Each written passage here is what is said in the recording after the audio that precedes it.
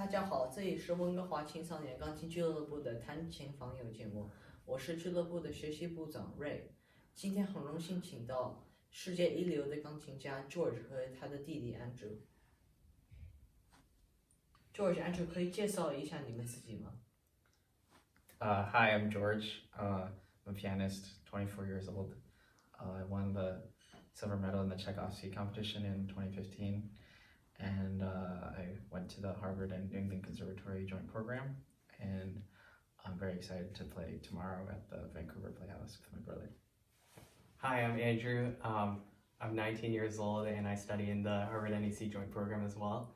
I'm also really excited to be playing in the Vancouver Society piano concert tomorrow. Why did you choose the Harvard New England joint program over other schools?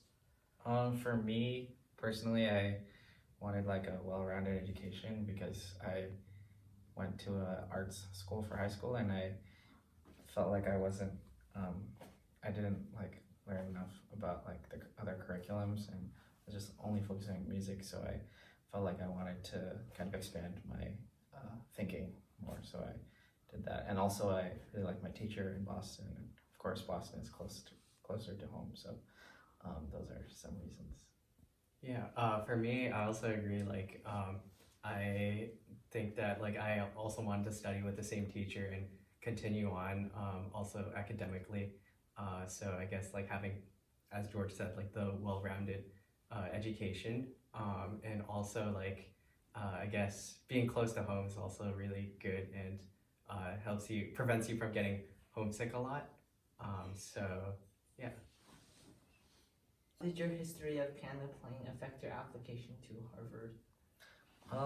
I think it was pretty important. Like, I mean, piano is kind of like my main passion, so like that was my main focus when I applied to the university, and I think just having so many extracurricular things, in addition to like the academic side, it really kind of helped me in a way, and I think that just showing that like all those like really strong personal traits like perseverance and dedication to a certain like passion or a certain aspect, it kind of really helps the application. So I think it was, for me, like piano was like a big part of why I got accepted, I guess. Yeah, I think for Harvard, a lot of it is not just like being a perfect student, so like as in getting straight A's and perfect scores, but also pursuing your passions and maybe not just like a bunch of fields and like getting a superficial, I guess, experience, but like also having the ability to like just focus on one thing outside of school and expressing yourself and like really like following the passion, as I said. So for me, that's like the reason why I think, pursuing piano was really important for getting into Harvard. How did you manage your time between your academics and piano? For me, it was tough because, like I said in the earlier question, I kind of focused my entire like being into piano and everything kind of just goes around it. So for me, I would like wait until like I'd practice throughout the whole morning and the day, and then in the evening I'd do my homework, which wasn't necessarily a great thing, but like I just did the best that I could with it. And a lot of the time when I was traveling on the road, I would like write essays on the plane and like read books and things like that on my assignments. And so it's lucky that I kind of had English because they're pretty flexible as a department, so they were able to kind of accommodate my traveling and my performance schedule with academics. So but yeah, it was a little challenging, I think, also just mindset wise, shifting in between being a student at Harvard and then also being a performing artist, I guess. It's a little difficult to always kind of transition to, but you kind of have to deal with it.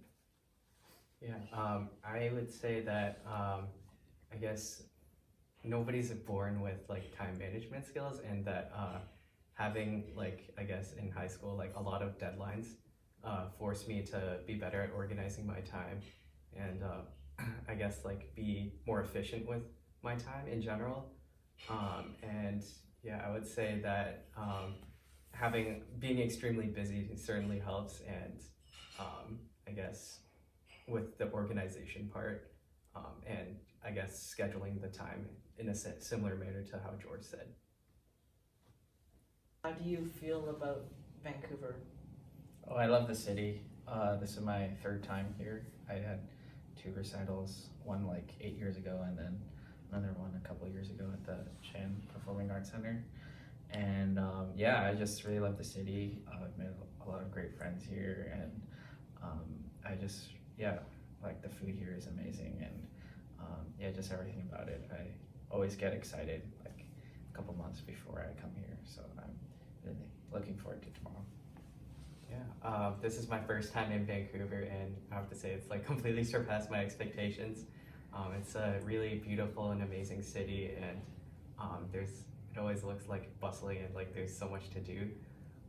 And so I guess that's partially why I'm so excited to perform tomorrow, and yeah.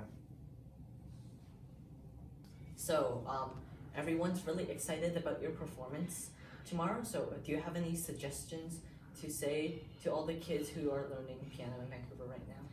Yeah, well, I'm first of all very excited for tomorrow as well, and I'm sure it's going to be a really fun afternoon playing with my brother, I guess publicly for the first time doing like a 2 piano concert. And yeah, for suggestions, I think just as long as you really are passionate about it, and as long as you have that kind of musical instinct and just like those, because music is all about emotions and the personal side, and of course technique is important, but it's always important to keep that spirit in you. So as long as you have that, and as well as determination and perseverance, and of course like great family support from parents and teachers, I think just keep going, and all the best. Yeah. In terms of suggestions, I completely agree with that. I would say like yeah, definitely following your passion is like extremely important, and having the dedication and motivation, but also like I would say that like if it's not fun, then don't do it.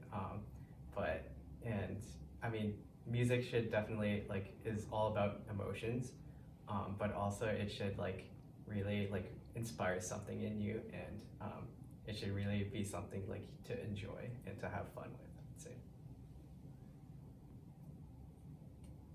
Thank you for your time in this interview, and we all wish you a very successful 2020.